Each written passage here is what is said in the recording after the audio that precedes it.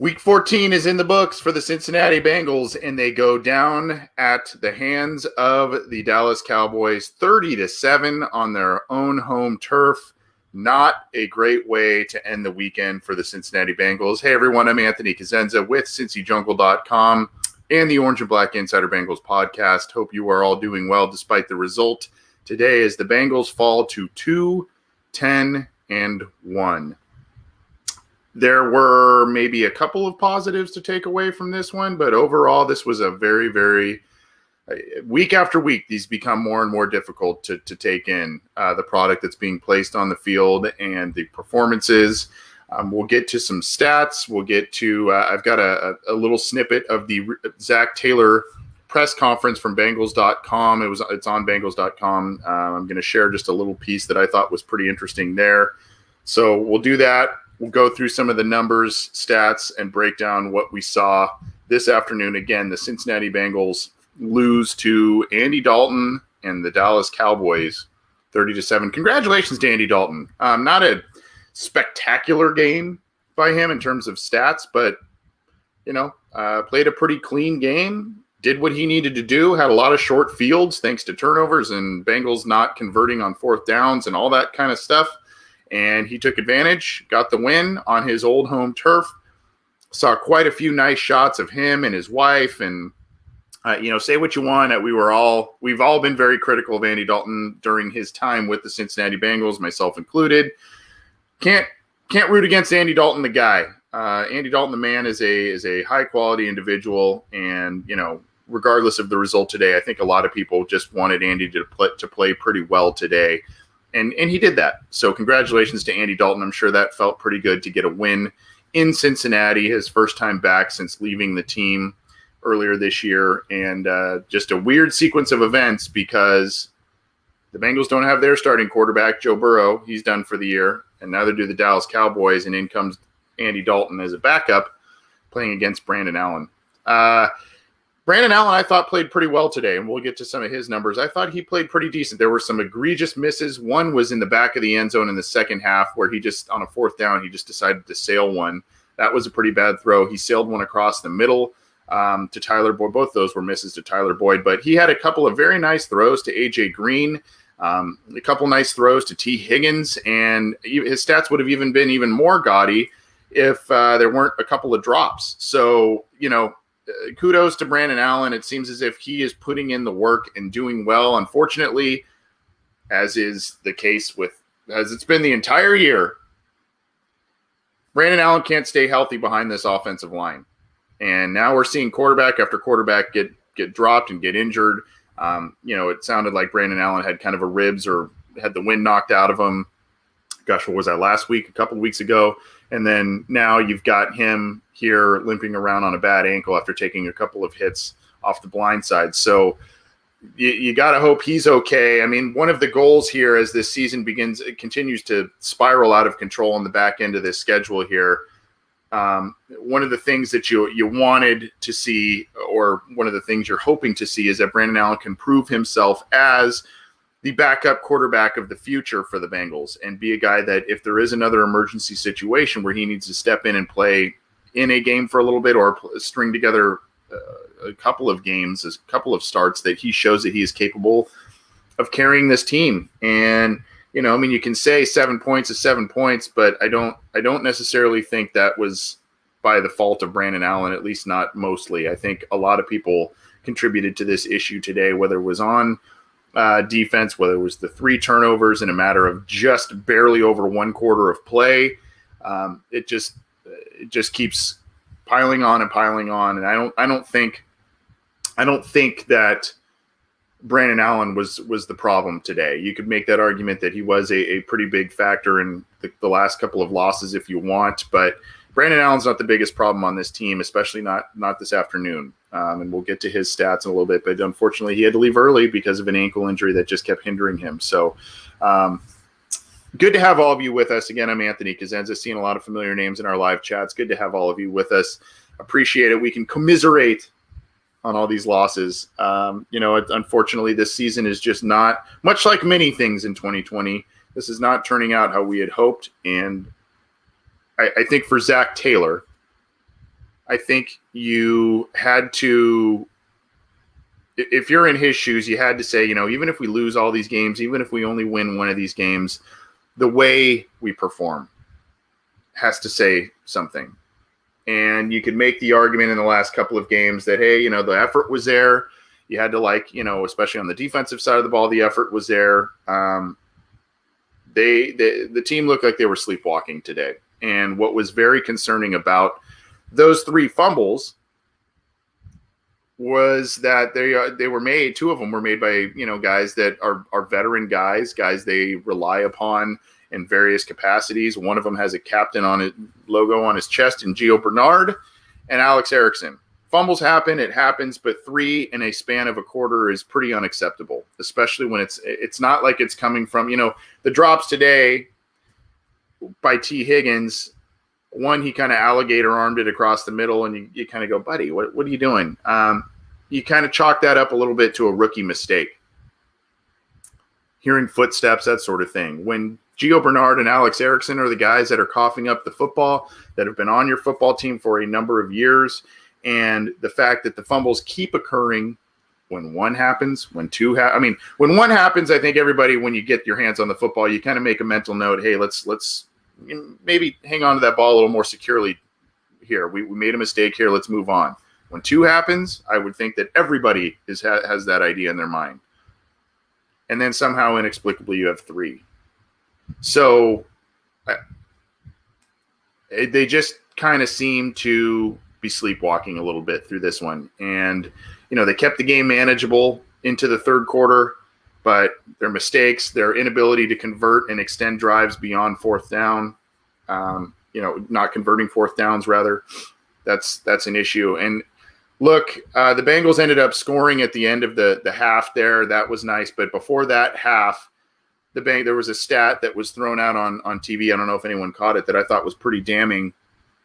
The Cincinnati Bengals this year in the year 2020, inside the 5-yard line, when they get the ball inside the 5-yard line, their touchdown percentage is 67%. So when they have a 1st and goal from the opponent's 5-yard line, they only get touchdown 67%. Now that shot up a little bit with the touchdown today, but that's from an offensive head coach and a supposed offensive guru, regardless of who is playing quarterback. That is not a good stat to have. 67% of touchdowns from 5 yards, from the opponent's 5-yard line or in, when you have a goal to go scenario. That's just, you got to be more successful than that. You have to be more successful than that. And even when Joe Burrow was in there were too many occasions where they were exchanging field goals for touchdowns, whether it was at the 5-yard line or not.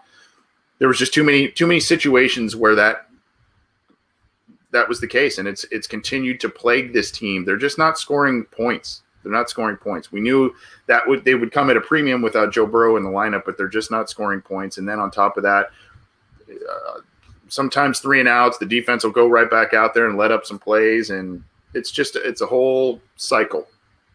You're kind of chasing your tail here. I am going to play for you the press conference, just a brief snippet in case you missed it.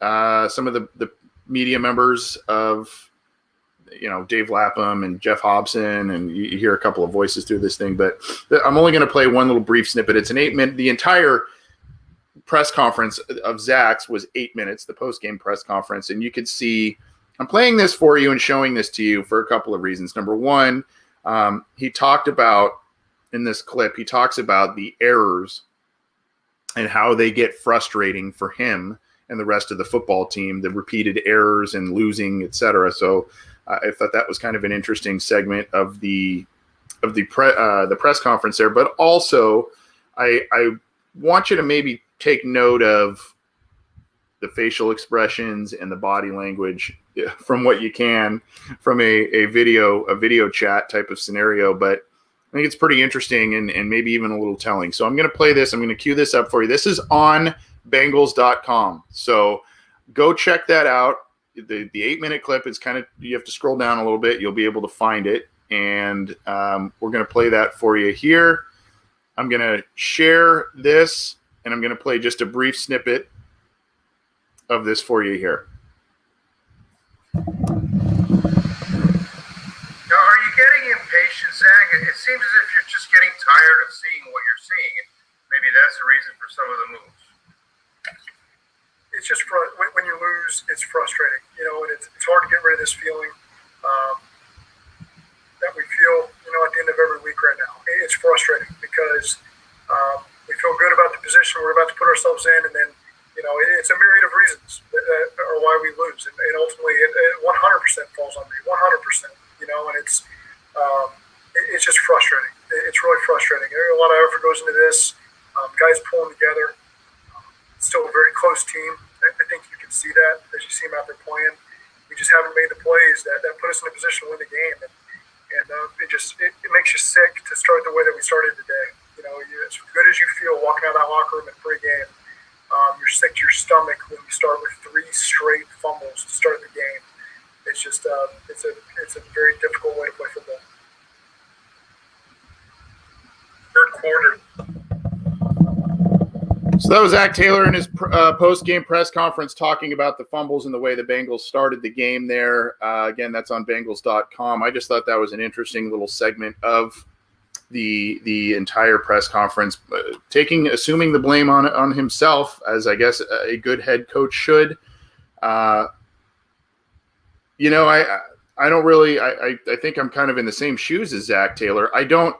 If you feel like you've prepared very well throughout the week and you feel pretty good about the way you're heading into these games, I guess I don't understand where you prepare so well and then you come out on your home field and you turn the ball over 3 times, fumble it 3 times in a row.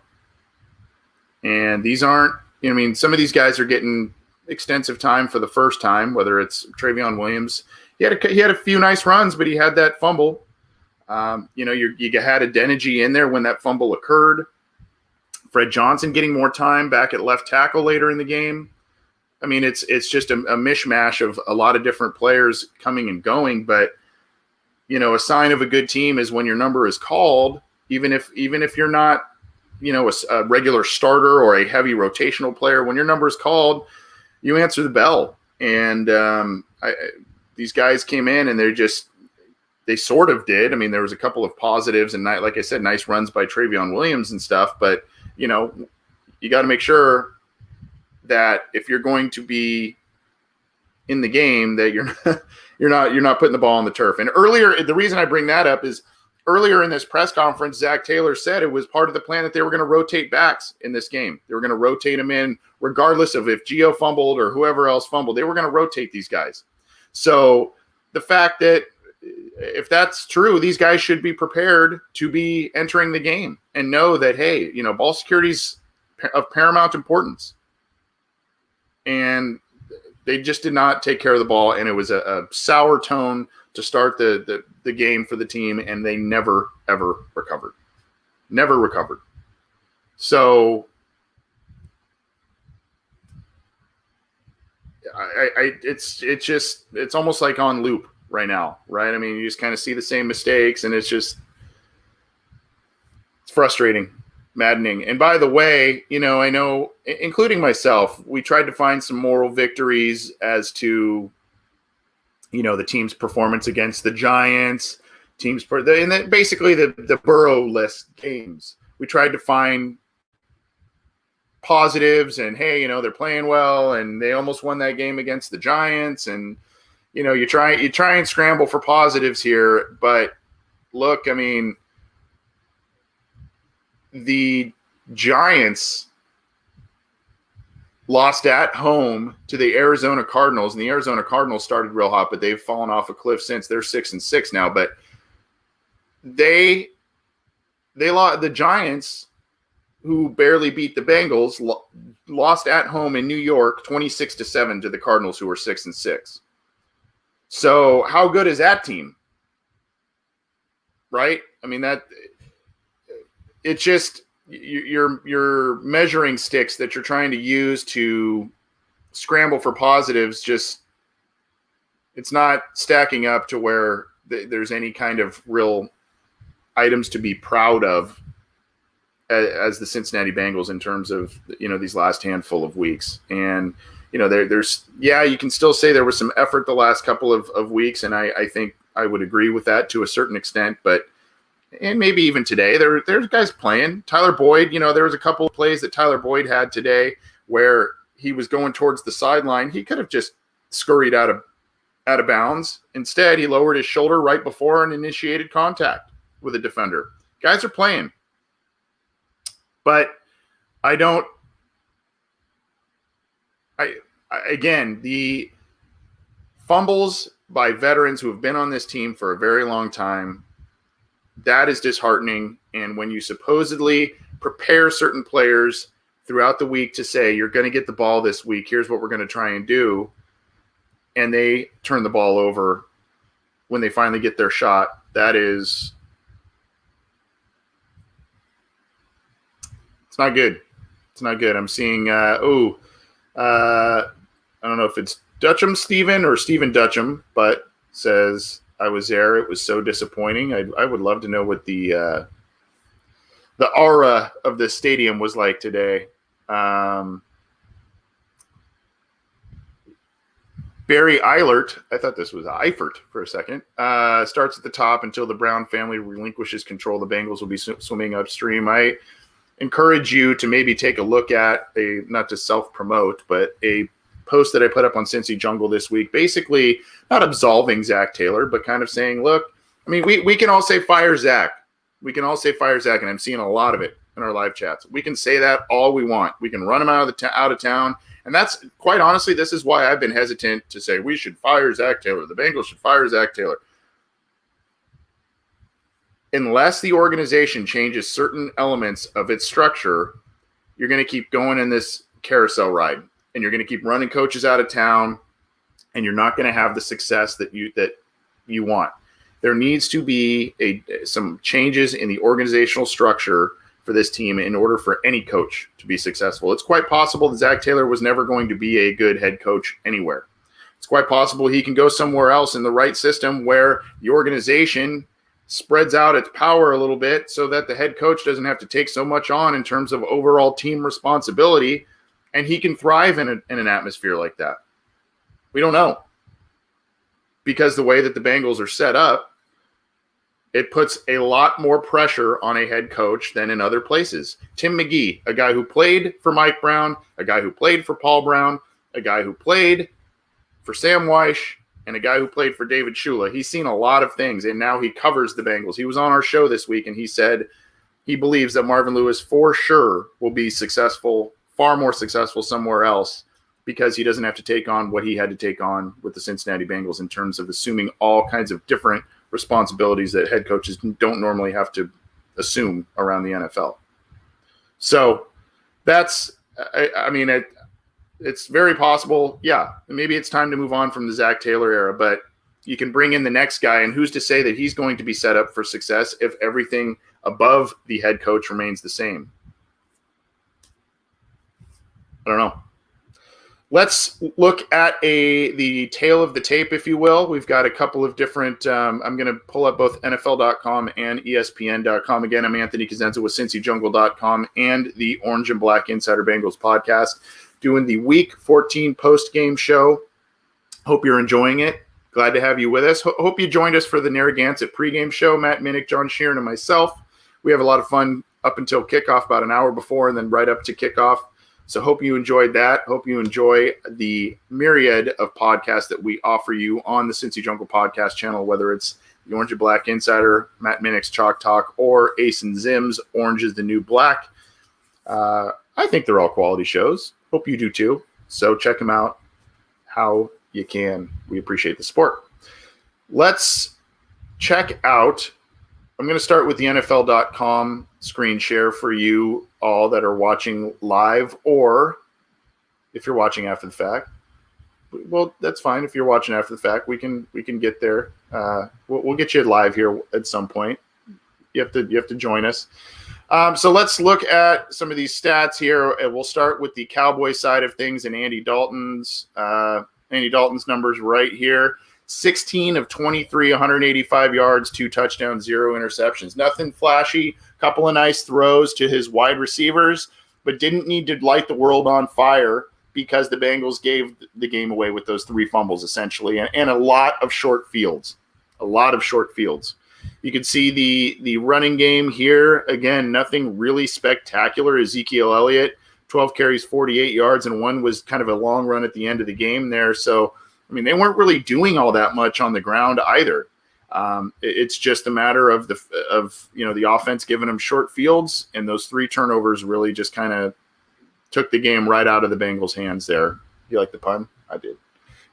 You can look at the receiving. Again, nothing real special here.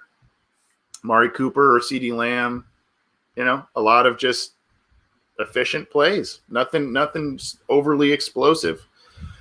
You can go here. Here's the recoveries. Alden Smith had the one for the touchdown.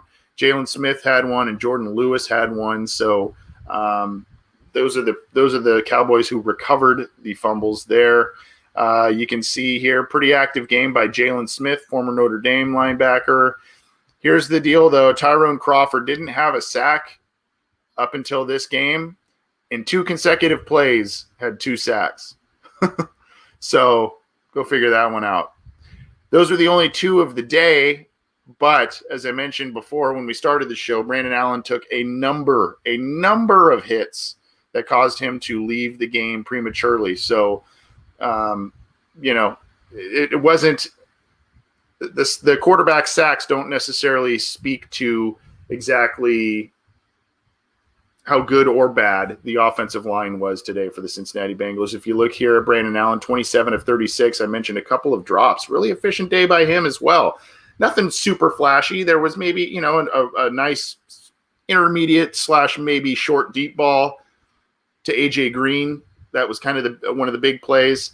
A couple of misses on his own too, a couple of bad misses, but overall, I mean, managed the game pretty well. And I think most of us who saw that found that he was capable today and looked far more comfortable against the Cowboys than he did in his first start a couple of weeks ago. Now, again, this Cowboys team hasn't been doing much on defense either, so maybe that has something to do with it. But I think we can give Brandon Allen some kudos for his performance today. There wasn't anything super killer, other than really, again, just not being able to extend drives, as 4th down tries that weren't converted. But, sometimes there are penalties and all of that contributed to those drives stalling out. So you see Ryan Finley, 1 of 2, 5 yards came in at the end of the game. He was the guy who was sacked twice. So go figure.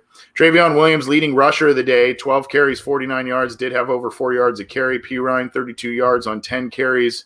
Brandon Allen had a couple of runs there. So they tried the I guess they would call it still catches by Tyler Boyd, but they tried the jet sweeps and those sort of like kind of shovel passes to Tyler Boyd. They tried that about 2 or 3 times today. AJ Green, decent day, 6 catches, 62 yards, and a touchdown on 7 targets. A couple of really nice catches by AJ Green today. They said they were going to get him more involved, and they did. So kudos to him. T. Higgins, 5 catches, 49 yards on 8 targets. A couple of those were drops, I believe. So, unfortunately, he had that one across the middle that he just kind of alligator armed it or took his eye off the ball because he heard some footsteps there. That was kind of not a great play, but overall, he's still looking like a pretty studly player and a good pick going forward. Tyler Boyd, 5 catches, 43 yards. Again, you see, that's the other thing you can kind of knock Brandon Allen for a little bit is just, the short intermediate passing, nothing explosive downfield, but you can also attribute that to questionable blocking. This offensive line isn't built to withstand a ton of 5 and 7 step drops where a quarterback kind of scans the field for a long time because they just can't hold up in pass pro that well. So Giovanni Bernard got involved in the pass game a little bit too. 3 catches, 15 yards. Here are your culprits of the fumbles. As I mentioned, Gio Bernard, Alex Erickson, 2 veterans, and Travion Williams, a guy who, supposedly was prepped on the fact that he was going to be rotated in quite a bit today. And unfortunately, all three of them fumbled and lost those fumbles. Darius Phillips had a decent day today. Had a couple of pass breakups. One you kind of could have said, well, is that PI? Maybe not, but good game coming back for him. I mean, the receivers ended up picking apart the Bengals a little bit towards the middle part of the game, kind of extending drives, but none of the killer long touchdowns from those guys. One of the touchdowns was at the end to a running back in the flat by Dalton. So nothing crazy given up by the defensive backs here. Josh Bynes, your leading tackler with 7. Von Bell right up there with 5 total. And you did have a sack by Jordan Evans and another by Margus Hunt. The one by Hunt was caused by Carl Lawson applying the initial pressure, kind of tossed the left tackle out of the way there, and then Margus Hunt and others cleaned it up. Hunt had 2 tackles for loss day, including that sack. So pretty good day by him as well. Khalil McKenzie had a nice tackle for loss. He's a big boy, that guy. Big boy. I'm going to transition now to a little bit more team stats so you can kind of check this out. I'll share this. This is from ESPN.com, their box score of the game itself. Here, I mean, if you actually look at it statistically, the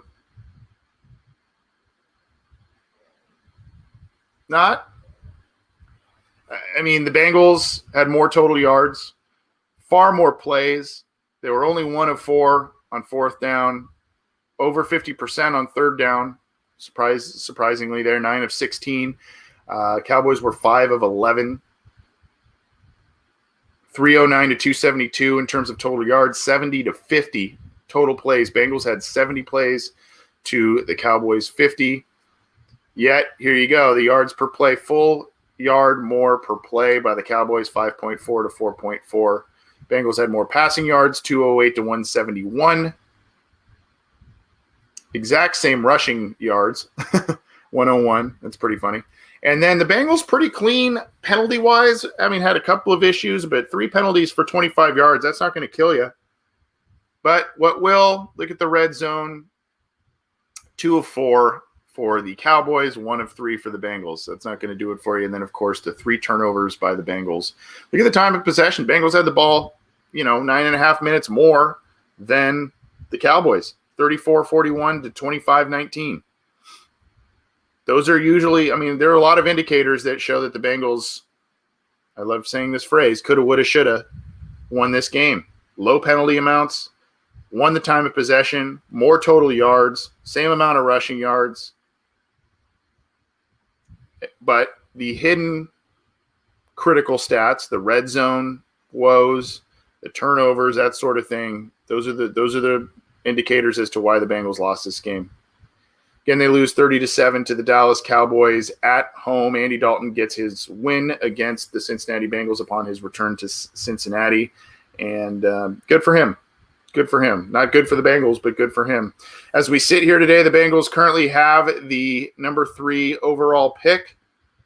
Most people are saying that will result in potentially them picking Penei Sewell, a guy who has only given up 1 sack in 2 full seasons of college football as a starter. He opted out of this season. That's pretty much really the only question mark about him at this point. And it is a significant one, but he seems to be a can't-miss prospect at this point, and that just seems to be the guy that the Bengals will probably have their sights set on. And the last time the Bengals picked number 3 and looked at a Pac-10 or Pac-12 offensive tackle, they got Anthony Munoz out of the deal. And there were some concerns about Anthony Munoz. A lot of people thought he had bad knees, and he ended up being pretty good. So I guess that's where we got to hang our hats at this point, is hope that Sewell is the guy that a lot of people think he is.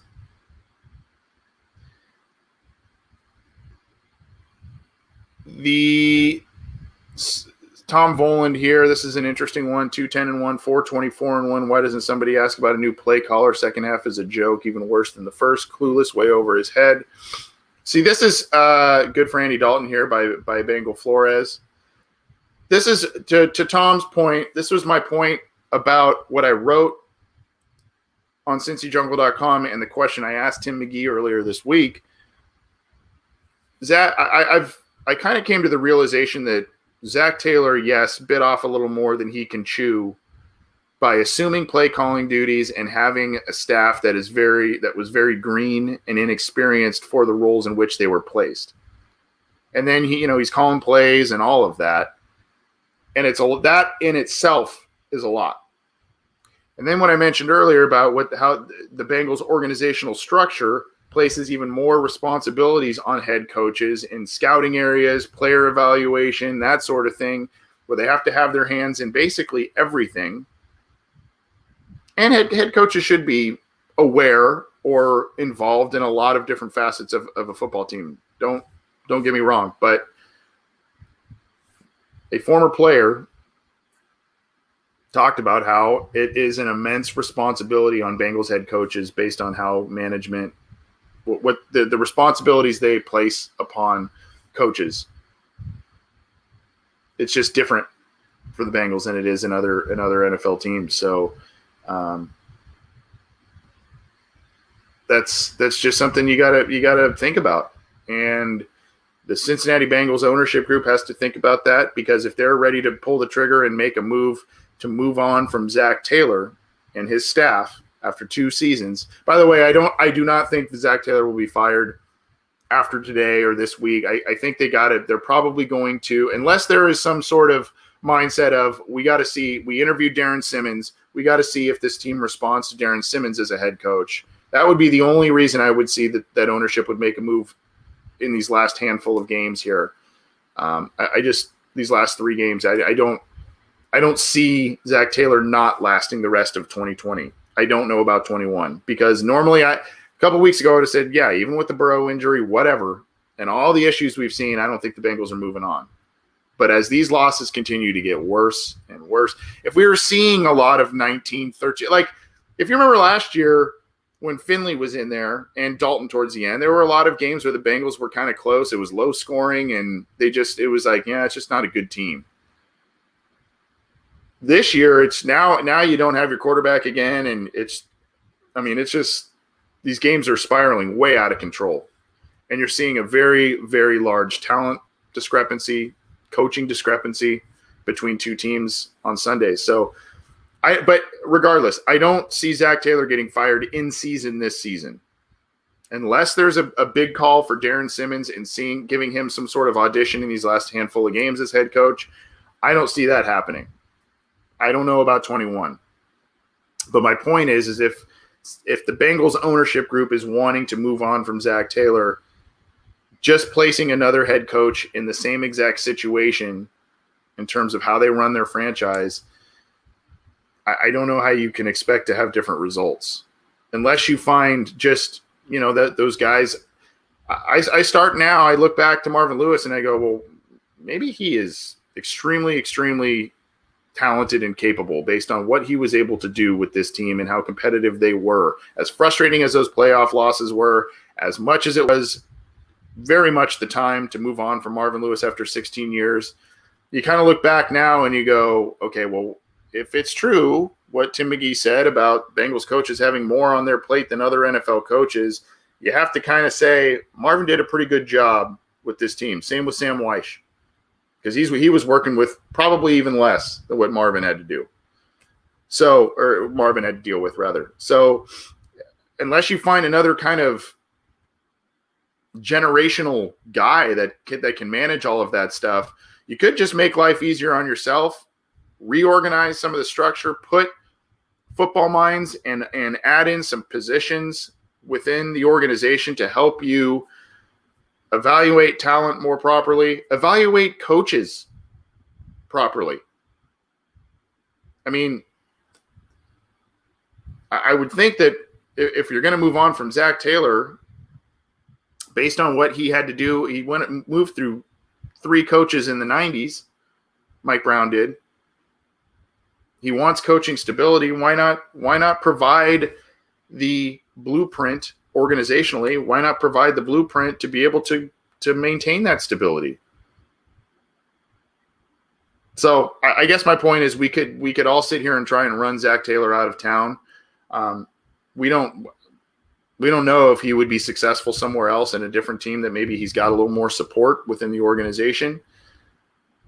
But you can be quick to run the guy out of town in comes a new guy. Are we going to have vastly different results? I don't know. Just based on how things are constructed within this team, I don't know.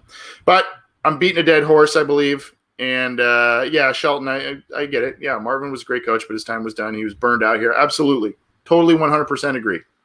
100% agree. You could see it in Marvin's face in 27. Basically, after that wild card loss, it was time for Marvin to go. That's when it was time to go and move on. And you could see it. It just, the energy level drained and the fun was kind of taken out of it. But, I always used to say, he's getting older and he's just, he's not the guy. Well, it may have just been an emotional and psychological drain to do all the extra stuff that a Bengals head coach has to do within this organization. Whereas Marvin had been with Washington, Pittsburgh, Baltimore, and he had seen what those head coaches had in terms of support systems in place, and he probably just got exhausted. But I 100% agree. A great coach, was long overdue to move on from him. He was burned out, but I think my point remains that Marvin was the guy that spurred a lot of change within this organization in terms of how they operate. McGee and Hushmanzada and others have publicly said, Takeo Spikes, we interviewed him earlier this year. They credited the hell out of Marvin and what he did with the Cincinnati Bengals and moving that team forward into operating like a modern franchise. But now, you've moved on from him. You've brought in this new coach, which I thought I was unsure about Taylor at the time, but I kind of like the move from the standpoint of, hey, the Bengals are kind of moving towards that young, innovative approach to football. Get that offensive-minded guy, get your number 1 overall pick quarterback, and let's go to town. But it's not working. And it's not working because of Zac Taylor and his staff. It's also not working because of how the Bengals operate.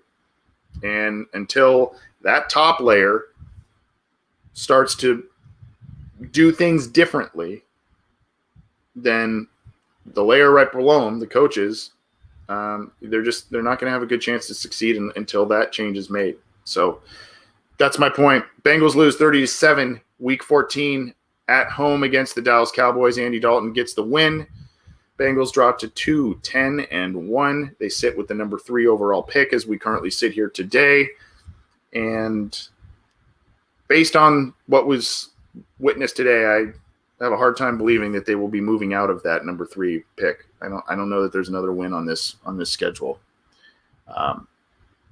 And if there is, it might be one that saves Zac Taylor's job for next year, depending on who it's against. But we'll see. I'm Anthony Cosenza with CincyJungle.com. I'm going to get on out of here. This has been the post-game show for Week 14. Again, the Bengals lose 30-7 against the Dallas Cowboys. Congratulations to Andy Dalton getting a win against his former team. And the Bengals will go back to the drawing board and try and figure some things out over these next handful of games to try and have some things to feel positive about over the next handful of weeks and into the offseason. You can get this show on iTunes, Stitcher, Spotify, Google Play, iHeartRadio, Megaphone, all kinds of different stuff. So this show, the others in our podcast channel, Orange is the New Black, and Matt Minnick's Chalk Talk are all part of the Cincy Jungle podcast channel. Check it out. Leave us a rating. We appreciate that. Or under my left arm here, you can subscribe to our YouTube channel. We put out a lot of different content here. And then, of course, we've got the Cincy Jungle Facebook page. Go subscribe, like, all that, just so you know when new stuff is out, when we're going live. If you'd like to join the live recordings, that sort of thing, you get notified if you subscribe and like pages, that sort of thing. Thanks, everybody, for tuning in. Enjoy what's left of your weekend. We're coming up on the Christmas holiday. Happy Hanukkah to those of you who are celebrating that. Have a good rest of your weekend. We'll talk to you soon.